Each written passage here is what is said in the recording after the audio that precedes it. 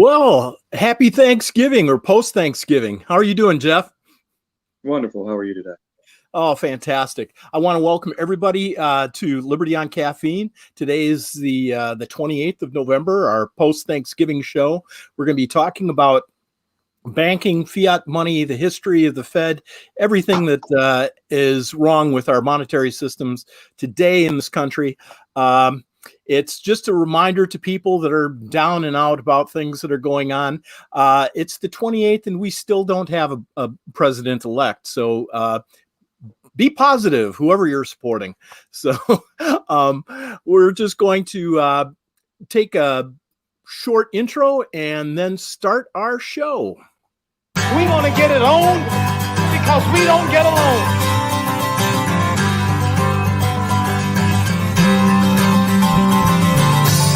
We want to get it on because we don't get along. What up? What up? Oh yeah. Well, here I stand with the mic in my hand, and I will pray to the Lord. I do the best that I can. 'Cause in a world where possession is a question of a man's word, but we all have the same picture. So I'm sticking around and I'll be dropping it down. I'll be kicking my sound as I can smoke it. Never quit because it makes my family grow. I won't get me out of this one more time, and I say, can you help me? Can you help me get the hell out of here? Can you help me? Can you help me get the hell out? One for the money and two for the show. Three to get ready to bust down your door. And it's the one for the money and two for the show. Three to get ready to bust down your door. And hit the boom, boom, pack up my screw down so that never ever quit. People hitting like a tap with the boom, boom, pack up my screw down so that never ever quit. Well, here we go. I know I have plenty to be thankful for. I'm thankful that we still have platforms that we can freely come on onto the internet and express our hopes, feelings, information that we have from all of the things that we have. Plenty of opinions that are out there, and Jeff and I love to express ours. Jeff, go ahead and tell people a little bit about how we came up with the concept of and the idea for today's show, and some of the ideas we want to get across to them about American monetary systems and banking today. I think we just kind of decided that it was an important enough topic that people really aren't aware of how it operates, and compared especially to what was in existence before the current banking system. Mm-hmm. The fact that it's basically a socialist system, and you hear people touting free market. No one alive today has ever lived in a free market.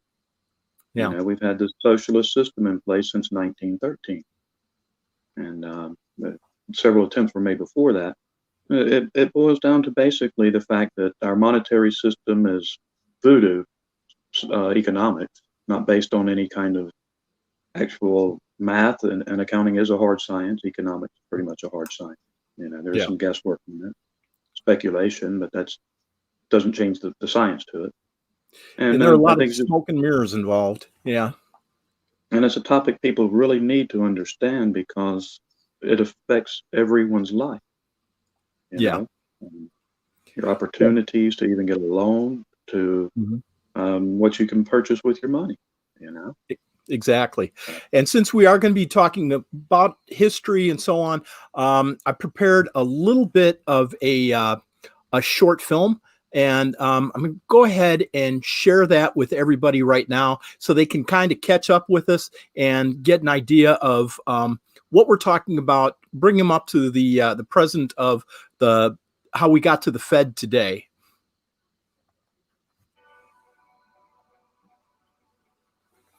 And of course we start out with Hamilton. You can hear, there's no audio. Okay. Yeah. And so we could go ahead and talk with this, but we go to the fallout. We get to Aaron Burr's water project, which actually started up a competing bank to it because he wrote in a little bit of a loophole. And then, of course, we heard about Burr and Hamilton going at each other for the presidency, and then they had the duel.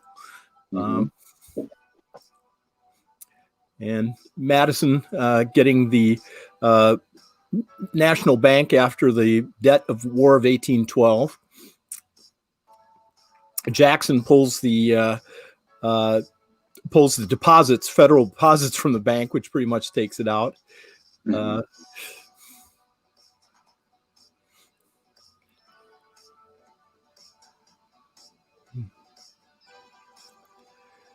Then people talk about having a Federal Reserve Bank after the copper crisis.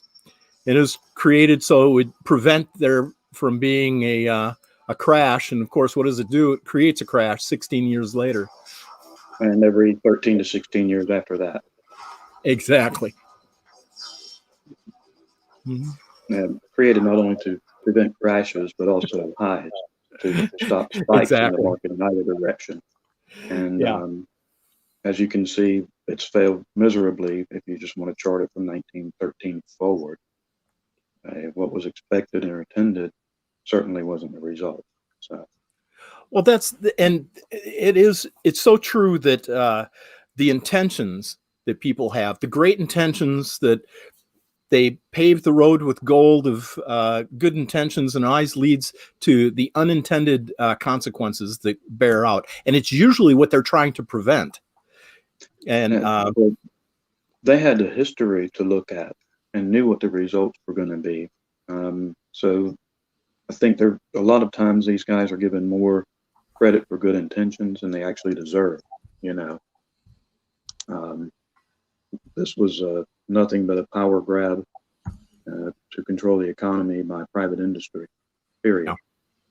So that's all it ever has been.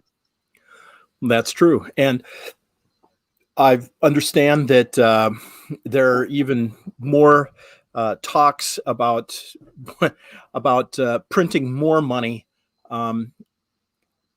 post elections from both sides. Right. Both sides want to have an additional payout to people, which is going to. A lot of people don't understand the idea that every time we print up the money that goes out, all the money that's earned is now just become a little less worthwhile or worthless. Yeah. Well, one of the things that really needs to be understood is that this is a fiat currency. Mm-hmm. There is nothing backing this except for the word of the Federal Reserve Bank, which means that because government cannot create, they only consume, that all of this is on our backs and our labor.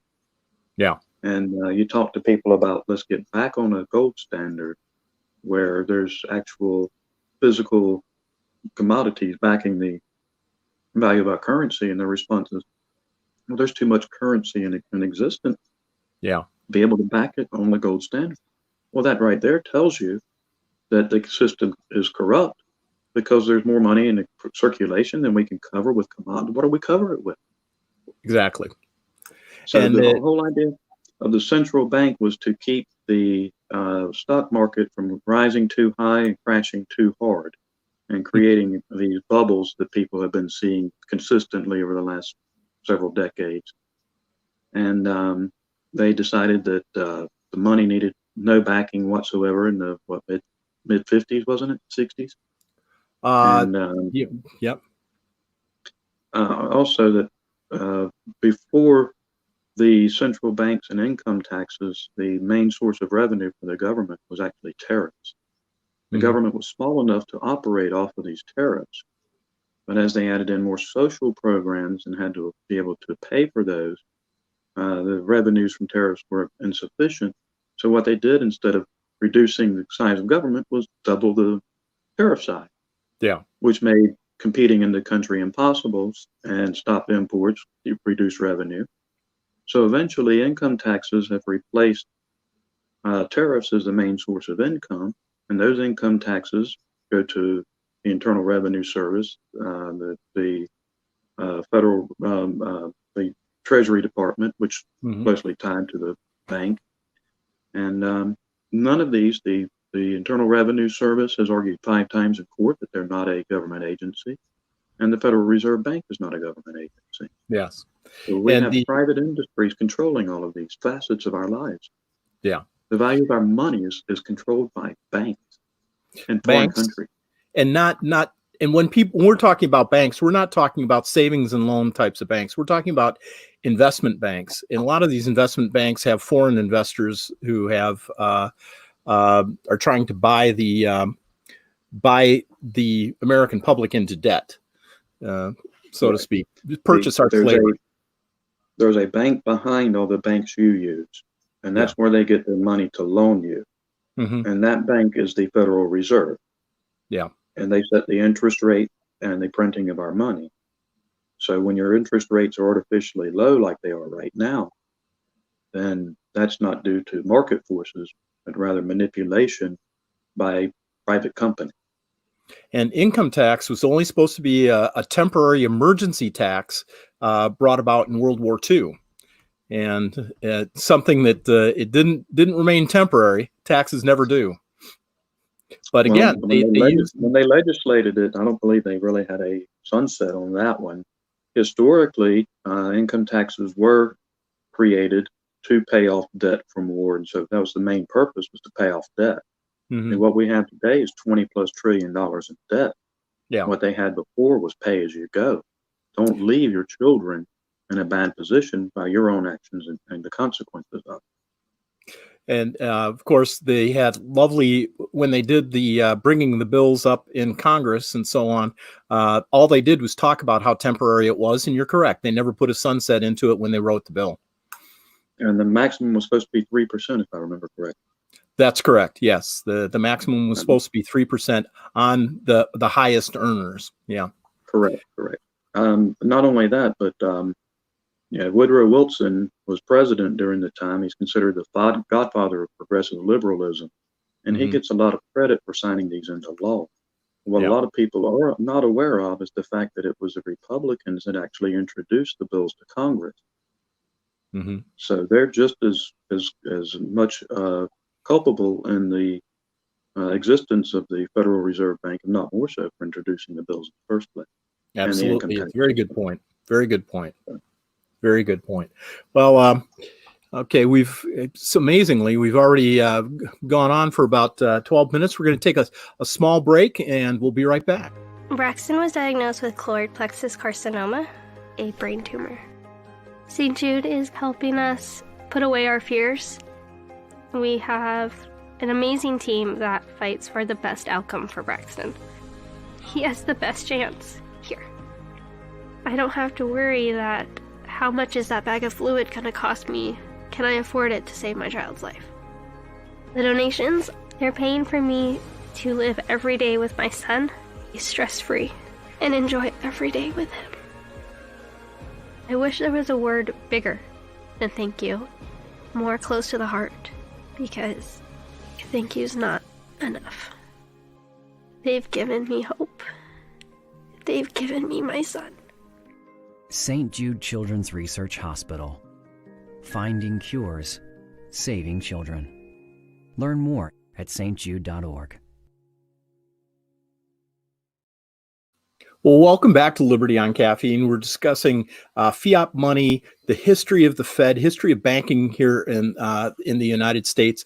We're letting people know that the fact that we have not had a chance to really experience a free market, open enterprise economy, to experience that free market capitalism that people keep blaming things on. We're living in a corporatist society. This corporatism is another Marxist type of thing. So we've got a very, very light source of Marxism that we're currently living under. And we've got people on the left that want to promote and drive us further down into a Marxist, that Marxist rabbit hole toward communism, as we had discussed before. Let's talk about the Fed again a little bit. You brought up an interesting point about different presidents and the results of after they've made it apparent that they want to audit or look into the Federal Reserve. Yes, I believe every president who's ever attempted to get rid of the Federal Reserve or any of the central banks has had either been assassinated or had attempts made on their lives. Kennedy, Lincoln, Jackson, et cetera, et cetera. In fact, Reagan. probably Reagan as well. The most Yep. interesting facet of all of this is that we'll go back and look. We're going to keep referring to Jackson because it's probably one of the most well documented cases on both sides. What the banks wanted, why Jackson didn't want them. He actually said it was a war, and that the banks tried to kill him. Yeah. And fortunately, even though it was a very big struggle involving several lame duck sessions, as well as firing appointed treasurers, et cetera, he was able to remove the national bank during his time. It did leave the economy in shambles afterward, but because when he left, everything was based on actual physical math and hard science, we were able to improve and actually thrive afterward. Yeah. So the thing is that if you try to get rid of these banks, your life is going to be at risk if you're in power. And these banks aren't just in the United States anymore. They're worldwide. True. I think every country in the world has one today. Yeah. 9 of the last countries that didn't, 8 were in the Middle East where we went to war. All of a sudden they appeared afterward. And the other one was North Korea. And I think they all have them today. Yeah. And not only do you have the central banks, you also have world banks. So these guys have grown from the central bank in the United States, the central bank of every country in the world, to world banks to bail out people that have issues after their failed banking policy. Greece economy crashes. The World Bank comes in and lends them money. They can't pay. They've got to refinance. We'll write some laws that favor us. Yeah. And we'll give you an extension to pay. Precisely. Give us a world green bank and we'll save the world from global warming. Give us a world medical bank and we'll put vaccines to every person in the world. Yeah. Give the bank more. So they're not decreasing in power. They're not being fought like they were before. They're increasing and being supported. Even Trump, who called the central bank system the greatest threat to America, has had them print $3+ trillion to distribute to people and states. And during this pandemic, that if it even is a pandemic, personally I don't believe that. And while all of this is going on, they're going to establish. I apologize, I lost my train of thought here. Oh, they while this was going on, they were printing fiat currency based on nothing to give us. They were taking their quote own currency and buying unlimited amounts of mortgages and bonds. So while our assets decreased and the value of our stock market decreased, they're buying these things up. Correct. Actual physical assets. Mortgages had property attached to them. So they went up $3 trillion on their asset sheet. Yeah. It is so important for people to understand that these are the meaty issues that are out there, not the social garbage that is promoted onto the television set, not the health garbage that's put on there, not the environmental garbage that's on there. The money stuff that we're talking about right here, that's the heart of the issues that we should be talking about, the meaty portion of what needs to be discussed at our dinner tables, at the coffee coolers, at work, at sporting events, and everything else. This should be the main topic, is people should be paying attention to what's going on with our money, with their money. This is an attack on each individual and getting the individual rights and power to hold property, to keep these things, to protect their property rights and to protect their own wallets. And it goes down to the generations. Yeah. These guys are taking the American dream away from each and every person by taking the money, the fruits of your labor, your property, and devaluing it to where you can get nothing from it, but they can make all they want, and they can buy and hold over it. Now, think about it. These guys are now in possession of unlimited amounts they had unlimited purchasing power, mortgages and bonds. That's your home that they have a lien on now, in exchange for paper money that you can't go to the bank and exchange for real property, real asset. That's true. That's true. Well, let's take another short break, and then we will be right back to wrap up. Every 2 minutes, an American is sexually assaulted. Be the someone who gives their time. Be the someone who lends an ear. Be the someone who takes a step. This is Christina Ricci with RAIN, asking you to join the fight against sexual violence and volunteer in your community. Log on to RAIN.org, that's RAINN.org, to learn how you can be the someone. This message brought to you by the Rape, Abuse, and Incest National Network and this station. Now, just on another idea that we had I know in school, when I went to school, the economic professors were always saying and professing that there was no other way except for government controls to be able to assess and track the value of any currencies, which this technology in today has been blown out of the water with blockchain.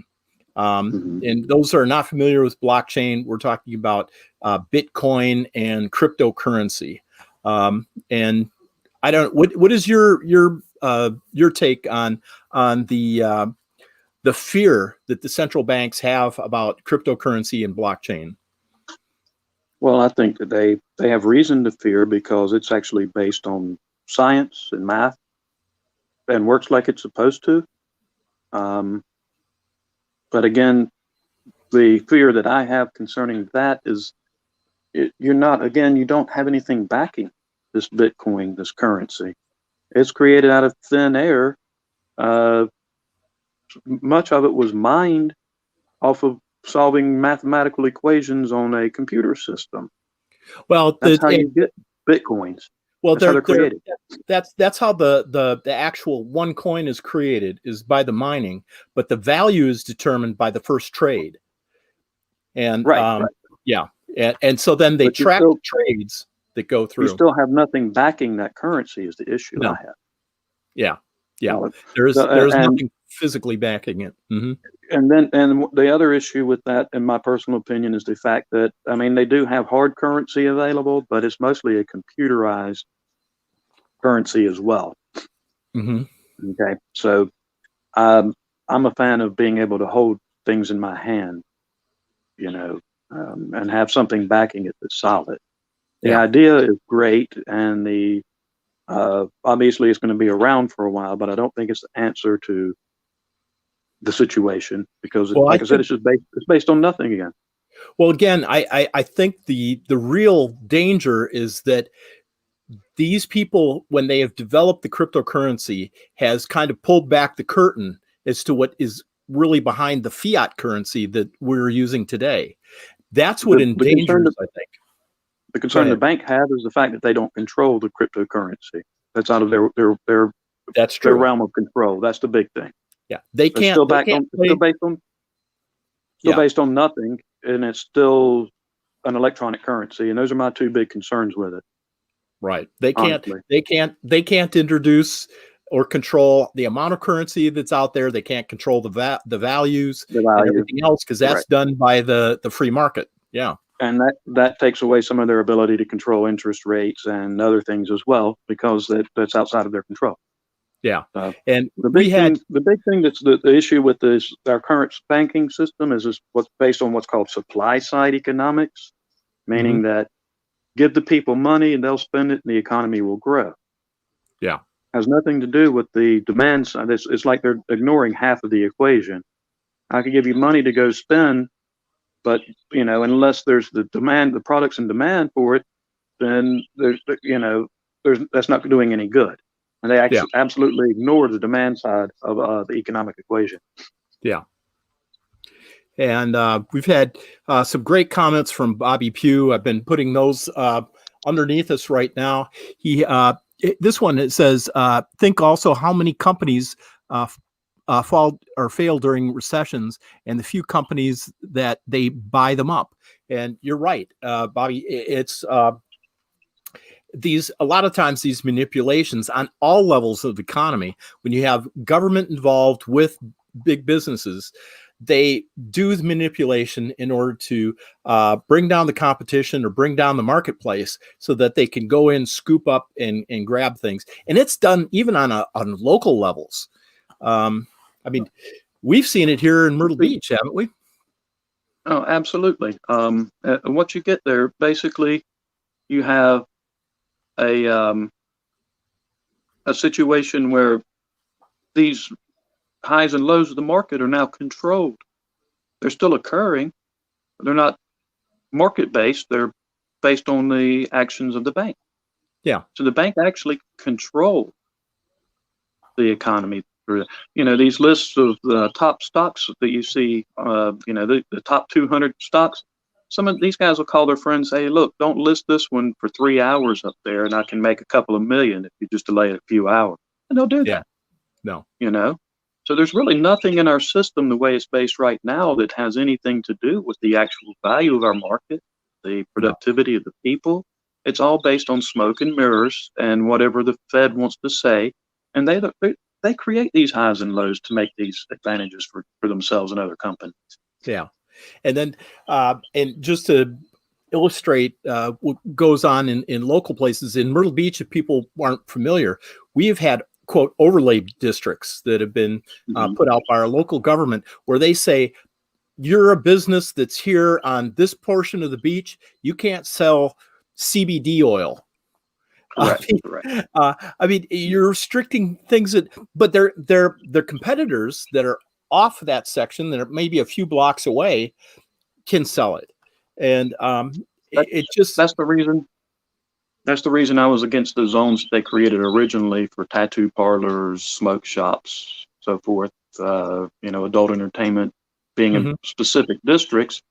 Their excuse then was to keep the beach family friendly. And that's the same thing they said about the CBD oil. Here's the thing: CBD oil is non-mood altering, does not have any mood altering effects associated with it. Right. However, the product that the mayor sells, alcohol, has severe consequences on families. Is responsible for several automobile accidents and fatalities every year. Alcoholism, but that can be sold anywhere and it's family friendly. Yeah. Yeah, so, absolutely. Absolutely. Well, Bobby also has, with how much has been printed lately, the people are going to have a hard time when the Fed raises interest rates above 0% again. Again, that's right. And that has always been their carrot and stick, has been interest rates. And it's so funny because their decision making behind their decision whether to raise or lower the interest rates has always been extremely arbitrary and very, very political. Right. Well, they basically have worked us into trillions of dollars worth of debt because this is a big Ponzi scheme. I mean, you're basically in debt from the second money is printed in the first place. Yeah. Okay. And because of that, they have to manipulate these interest rates to keep the economy going and hide their stuff. That's what this coronavirus was about, the transfer of the assets, the trillions of dollars to them. That's what TARP 1 was about. This is basically TARP 2. There's a TARP 3. It's probably going to be the end of our system. Yeah. You can't go on hiding. I was actually under the impression that they would have to create another world war to hide the thefts this time around. But somehow or another, they found a virus and a pandemic, Yeah. Which I'm grateful for. As unfortunate as the results are, I think that it's what the terrible things we're experiencing today are much less than another world war. Well, that's true. That's true. So, and, it's unfortunately, the way the election goes right now, it looks like we're going to be our troops are going to be headed back into war. Unless things change, who knows? We don't know. The military industrial complex. Now, I've mentioned this on other programs. I think it's important to mention here that a I believe it was a university in Scandinavia, ran computer software to track the stock market, and found that 40% of all international companies are owned by the banks. Mm-hmm. So when you talk about the corporatocracy that's going on in the United States, you can go back to look at the banks who have 40% interest in all the international companies. Wow. They also control our interest rates and print our money and work us on the supply side economics and have us 20-something trillion in debt. So yeah, it's a big convoluted mess. The only way to fix it is to reduce the size of government to the point where they don't have the power to make these decisions. Mm-hmm. Then there's no need for companies to try to gain power and control because they don't get anything for their money. Yeah.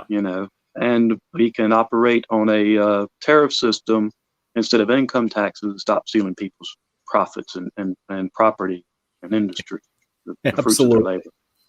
Well, on a lighter note, I know you tell me a little bit about your Thanksgiving.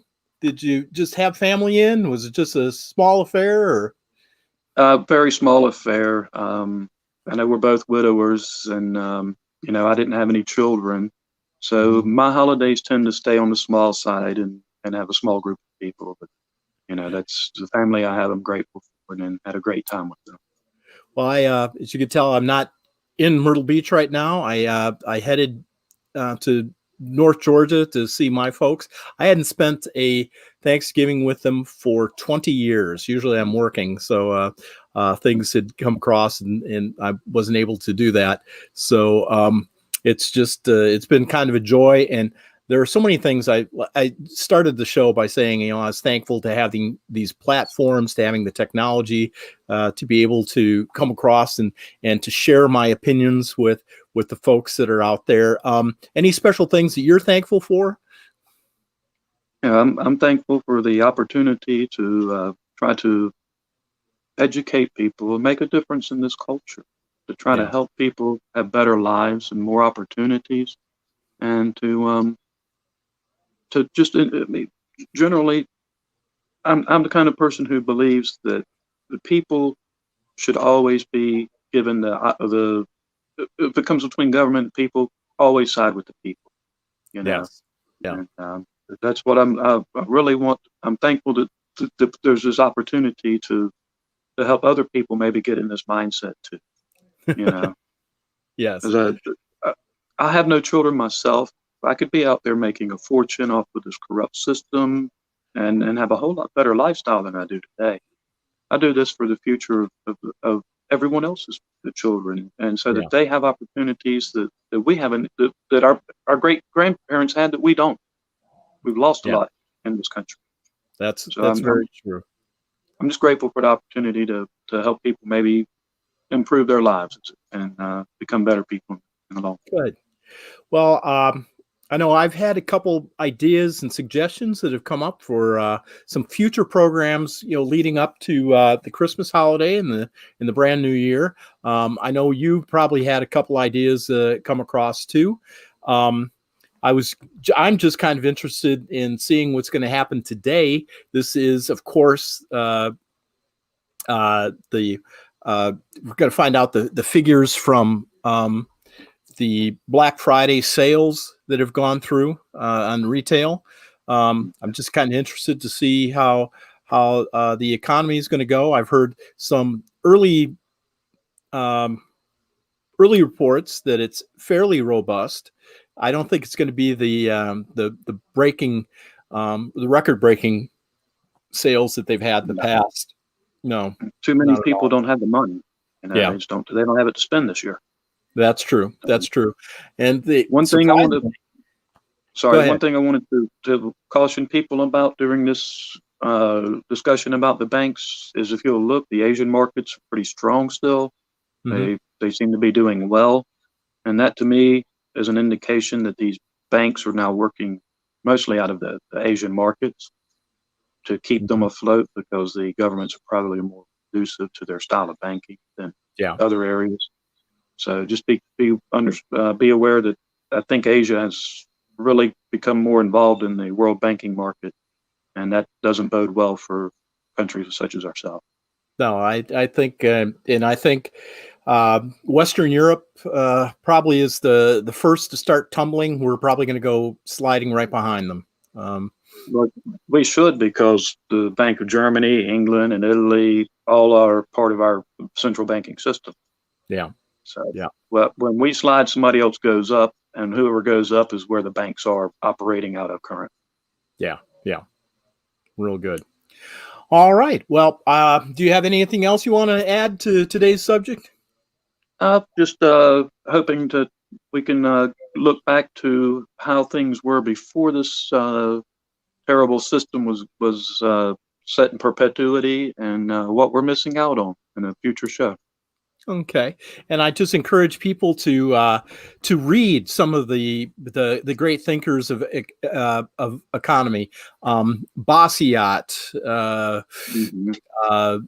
some of the things from Mises. If you want to get some free education on economics, there's the FEE.org. Is a great resource for people to reach out and to learn about money, learn about history of the of economics, explore a little bit about the Austrian economic systems that's out there. There's so many things, especially that's available to everybody, that are great resources that we have. I want to thank Bobby Pugh, who's been giving us some great comments today. He had in here Rothbard. Yes, absolutely. Murray Rothbard is fantastic. Economists have said America is 6 months to a year behind the EU's collapse. That's exactly it, and that's that we're trying to cite in here. So Milton Friedman, good source. Friedman. Yeah. Gosh, I was trying to. There are a couple others that are contemporary. Thomas Sowell. Thomas Sowell. That's who I was trying to come up with. Yeah, good one. It's in there. So, and these are great resources. We are so blessed to have the technology to just look up, see the YouTubes on these people and the videos that they have. If you don't have time to do the reading and the research that's out there. The advent of invention and proliferation of the printing press allowed for the average person to become educated. You didn't need scribes to create books and they weren't expensive like they used to be. Mm-hmm. Today you have the best source of information ever created right at your fingertips. More information at your fingertips than has ever been assembled in one place. The Library of Congress is dwarfed by this. Yeah. Take advantage of it, guys. We've never had this before in our entire lives. Nobody's ever had this. And our friends that believe that socialism, democratic socialism, any forms of Marxism or communism is a better system and a solution, I invite you to reach out to us so at least we can have a discussion and discuss the pros and cons of these different ideas and theories that are out there, and it would be, I think it would make for an interesting, enlightening discussion for this country to move forward. So with that, I just want to say thank you again, Jeff. It's been another very quick half hour going into 40 minutes of show that we've had. And I hope to have you back next week. I know everybody's been busy. This is going to be a really raucous time of year with the holidays going on. I hope everybody is safe at home. I hope you have enough beans and water in the refrigerators to get by. I hope everybody has a great, blessed holiday. Anyway, we'll be seeing you again next week, and I just want to have everybody have a great and blessed holiday season. Take care, Jeff. Thanks for having me. You bet.